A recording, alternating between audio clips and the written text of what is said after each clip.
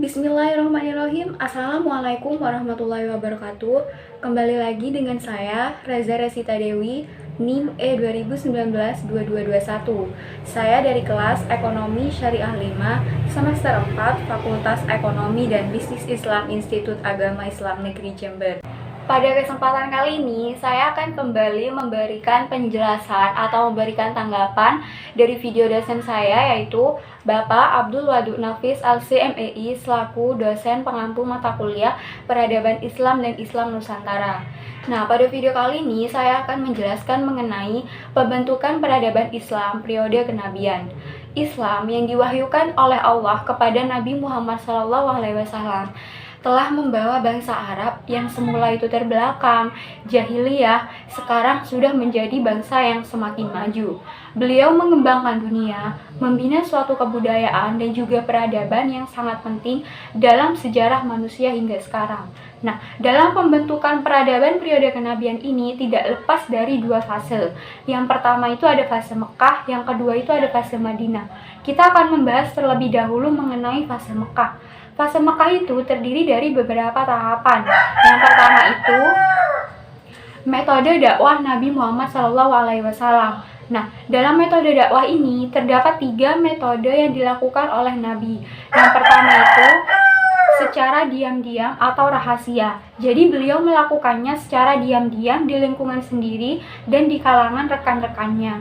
Karena itulah orang pertama kali yang menerima dakwah beliau adalah keluarga dan juga sahabatnya. Nah, yang kedua, berdakwah secara terang-terangan di Mekah. Jadi beliau mulai melakukan dakwah secara terbuka dan juga secara umum. Nah, Nabi mulai menyeru segenap lapisan masyarakat kepada Islam secara terang-terangan. Setelah dakwah terang-terangan itu, banyak sekali tantangan dari kaum Quraisy. Tantangan itu semakin menjadi-jadi dari kaum Quraisy. Jadi Nabi dan pemeluk Islam itu disiksa, dianiaya, dihina, disingkirkan, bahkan juga dikucilkan. Hingga Rasulullah SAW menyuruh kaumnya untuk hijrah dan berdakwah keluar Mekah. Metode dakwah yang ketiga yaitu secara terang-terangan di luar Mekah.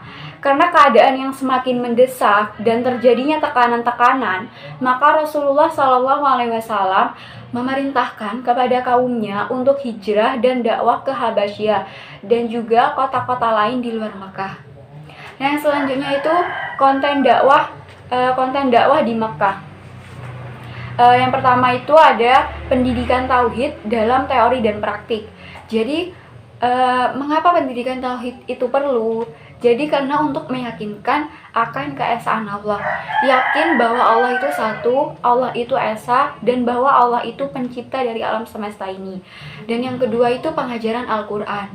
Al-Quran yang turun yaitu ayat-ayat Makkiyah dan Madaniyah. Al-Quran yang turun itu di Mekah banyak sekali mengajarkan kepada kita tentang sholat, tauhid, keesaan Allah, hari pembalasan, dan juga mentaati Rasulullah.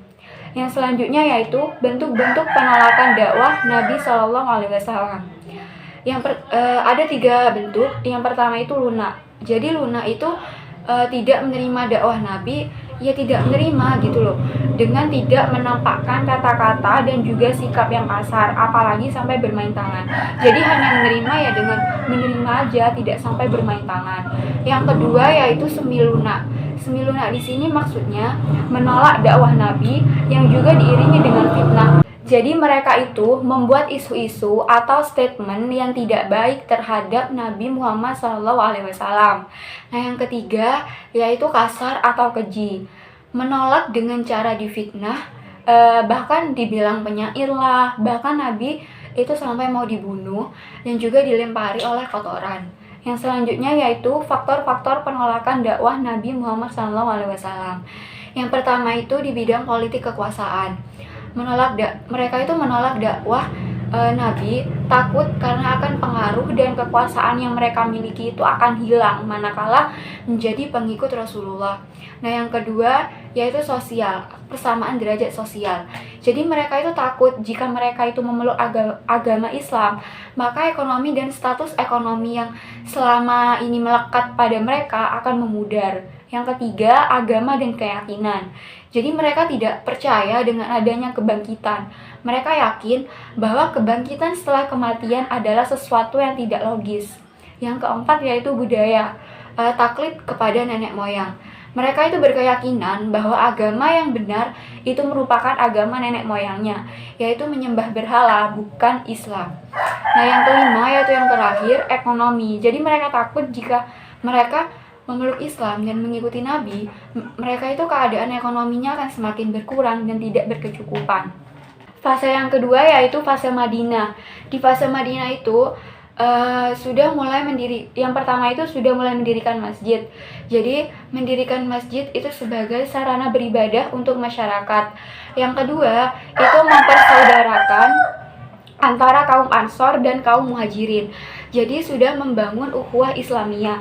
Nah, yang ketiga, perjanjian saling membantu antara sesama kaum muslimin dengan bukan kaum muslimin, atau yang biasa disebut itu sebagai Piagam Madinah.